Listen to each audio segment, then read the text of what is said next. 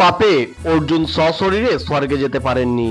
কুরুক্ষেত্র যুদ্ধে জয়লাভ করে বহুকাল শান্তিতে রাজত্ব করার পর বৃদ্ধ বয়সে শ্রীকৃষ্ণের মৃত্যুর সংবাদ শুনে পাণ্ডবরা সংসার ত্যাগ করার সিদ্ধান্ত নেন।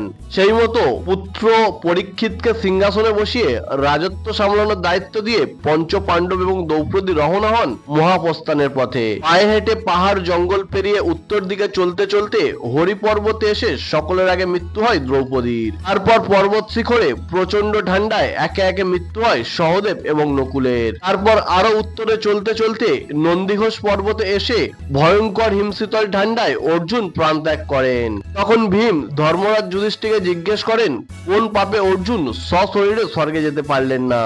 ভীমের এই প্রশ্ন শুনে যুধিষ্ঠির বলেন, অর্জুনের মনে সবসময় শ্রেষ্ঠত্বের অহংকার ছিল। বিশেষত 5 ভাইয়ের মধ্যে দ্রৌপদী তাকে বেশি ভালোবাসত বলে সেটা নিয়েও মনে মনে গর্ব করত অর্জুন।